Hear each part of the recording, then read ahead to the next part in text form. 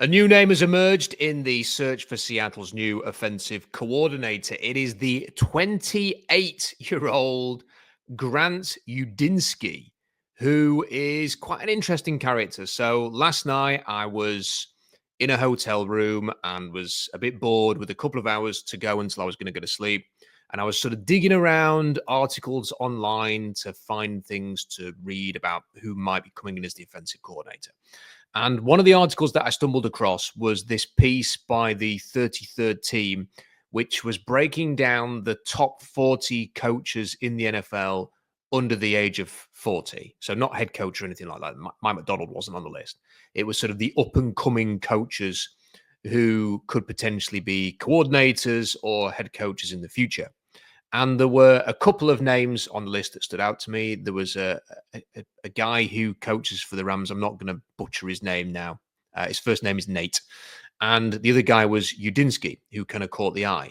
And I did a little search on both people and came across this really cool article from Ben Gosling of the Minnesota Star Tribune, which was titled "Meet Grant Udinski, the most interesting man on the Vikings coaching staff." And it's a very long piece that runs through what he likes to do in his spare time. He likes to go on long hikes. There's a story in there about Kevin O'Connell saying to the writer that he disappeared for a hike in the Rockies or something, and Kevin O'Connell couldn't get hold of him on his phone. He kind of switched his phone off or something, and he was really worried that he'd got lost or eaten or something. And he'd just gone for a particularly long hike. That he's got this like photographic memory, sounds very similar to Sean McVay, and that he is seen as this vital cog in the Minnesota Vikings system with the staff. And thought, wow, this is a really interesting guy, and maybe he could be a contender. But then you realize he's 28 years old. I mean, he's very, very young, very new to this. Now, it doesn't have to be a barrier. I think Sean McVay was 30, wasn't he, when he took the Rams head coaching job? And if this is another one of those, unbelievably gifted coaches who can just turn the hand to this at such a young age, then fair play. But I suspect he probably hasn't got much experience of leading a group of men and being the sort of the main person who is scheming and creating everything. That he would have to go through quite a big learning curve. But he's obviously never called plays before. He would have to go through a big learning curve to take on this job. But he is an interesting person. Like anybody who has been in that sort of Minnesota or LA system that is seen as like this hotshot, highly rated young guy, I think is worth speaking to. So I'm going to post the links to the two articles that I'm referring to from the 33rd team and the Minnesota Star Tribune in the description for the video. If you want to go and check out those articles yourselves, I would definitely recommend that. But he seems like a very interesting person, and it speaks to something. I wrote an article earlier suggesting that maybe the Seahawks had found their man in Klint Kubiak. I'll sort of talk a little bit about that, why that is now. And that sort of opinion was, I started to really believe that opinion once the Browns, who interviewed Kubiak yesterday, appointed Tommy Rees as their offensive coordinator. Because I did wonder a little bit whether the Browns knew something that hadn't become public yet, that Kubiak was just going to go to Seattle, and they just moved on to plan B very, very quickly. And I thought Kubiak was possibly going to be the guy, just because there's a number of things that connect him to this job very nicely. So he has play calling experience. Many of the candidates that we're talking about have not got that. But Kubiak has called plays in Denver and he's called them in New Orleans. Gary Kubiak, his dad, was the offensive coordinator in Baltimore in 2014, which was Mike McDonald's first year with the Ravens as a coaching intern. Don't know if they had much to do with each other, but McDonald will have had a first-hand experience in his first job in the NFL, seeing what Kubiak's offense did. They had the best offensive performance in Baltimore that year for 19 years. And Joe Flacco had big numbers. Justin Forsett, remember him, had big numbers in that offense. And as a consequence of that great performance, Kubiak got the Denver head coaching job, and a year later had won a Super Bowl. So, again, McDonald has seen, he's very aware of what the Kubiak offense can deliver. He's had sort of a first-hand, a front-row experience of that with his time in Baltimore. And then you sort of look at Kubiak, and he has worked with a defensive-minded head coach for the last year with the Saints in Dennis Allen. He has worked with a veteran quarterback in Derek Carr. He then pivoted and did some decent things with Spencer Rattler, given that the rest of the offense had collapsed through injuries. So it wasn't a horror show with a rookie fifth rounder in there, which is, I think, is a feather in his cap. He's worked with other quarterbacks like Sam Darnold. If the Seahawks wanted to move off Geno Smith and go after Sam Darnold, and don't shoot the messenger. I know he had a terrible game against the Rams. I'm just saying he is an alternative veteran out there who Kubiak has worked with. And the Shanahan offense has been very good for a long time. Kyle Shanahan rates Klint Kubiak very, very highly. So I just thought it was all trending in one way, that maybe he was their guy. And then when you look at the other two guys, Thomas Brown, Mike Garafolo and Puck Sports just basically came out and said he's probably not going to get the job, which made you think, okay, they're maybe doing this interview because he's maybe highly rated. Maybe they want to see what ideas he's got. Maybe it is just for the Rooney Rule. You never know.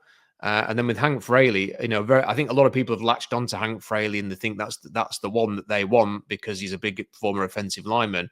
I think the thing you've got to remember with him, though, is if you are going to appoint him, if the Lions are going to go to the Super Bowl here, you're not going to be able to appoint him for another month. Do the Seahawks want to wait a month to appoint an offensive coordinator? And if you wait for Hank Fraley, what if he changes his mind between now and then? What if he's kind of undecided, wants to see if the Lions win a Super Bowl? If they don't, maybe he wants to run it back. Maybe he doesn't want to be, maybe if Ben Johnson leaves after that, then the Lions give him an offer to be the offensive coordinator and he says, no, thanks after all, Seattle. Like, do you want to be left in a position in a month's time where you don't have your guy and maybe some of these other coaches have gone and you're scrambling around? I think that's the problem for Hank Fraley is the timing. Unless the Lions lose in the playoffs next week, you're going to be waiting a while to appoint that guy. So they might want to, I would have thought they'd want to do things a bit quicker than that. So I thought it was all trending towards Klint Kubiak probably getting the job. And we hadn't heard anything for a few days in terms of other potential candidates. And then we see this name today, Udinski coming out into the public following Minnesota's loss. We will see if there are other coaches from the other teams that were beaten over the weekend that will emerge by the time you watch this video. There may well be another name or two out there. The word on the street is that they have potentially interviewed other candidates that just haven't made it out into the public domain for whatever reason. So maybe we'll see some of those names emerge in the near future. But yeah, it does seem as if they're doing their due diligence, and I'll let you decide whether that's a good thing or not. I think a thorough search there's nothing wrong with that. It's good. Is the part of me that hoped they had a name in mind, because it sounds as if they knew they were going to move on from Ryan Grubb for weeks, and that you kind of hope that they know who they want and they're going to go after them and they're going to get on with it so they can start making plans for the draft and for free agency and for the new scheme and everything like that. Getting playbooks to people who are under contract and everything. That would have been beneficial, but it looks as if the search is going to go on for a little bit longer. Anyway, I just hope it doesn't go on for too long because, like I say, last year it took so long to get Mike McDonald in because of the Ravens playoff run. He was installed after the Senior Bowl. None of the coaches went to the combine, and I know a lot of teams don't send the coaches now, but it did feel a little bit as if they'd lost a lot of precious time waiting for McDonald, waiting to secure that hire because of Baltimore's playoff run. And obviously with the Lions, they wanted to speak to Ben Johnson as well. And ideally, they would get the offensive coordinator in quickly so they can start getting everything ready for the proper end of the offseason, which is the free agency period and then the draft. And the combine and everything, Senior Bowl and the Shrine Bowl and everything like that. I also understand that, a bit of time to get the right guy is better than no time to get the wrong guy. But even still, I think it's important that there's a little bit of time pressure here. You also have to wonder, does someone like Kubiak say, I'm not accepting anything until I know what's happening in New Orleans? Because if they appoint Aaron Glenn, which is a connection that a lot of people are making, then he might just be happy to keep Klint Kubiak in New Orleans. Kubiak's spoken about his how he's enjoyed living in the South because his family are based in Houston because Gary Kubiak coached in Houston for so long. That's where they are all based now. So that he might prefer to stay with the New Orleans Saints. And if they appoint Aaron Glenn, there you go. And there may well be that Seattle's top target might simply not be available yet because they're still in the playoffs. So, you're not going to sort of rush through this just because. So I understand why it might take a little bit of time. I just hope it doesn't take too long, though, like I say, because they need to get things ready. But anyway, interesting name, connected to the Seahawks today. What do you make of it?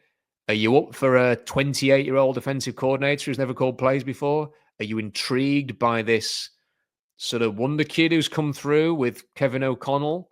Do you want to go with a bit more experience? What do you make of the candidates who have been connected to Seattle so far? Are there any names that you hope are connected to Seattle? Let me know what you think in the comments section.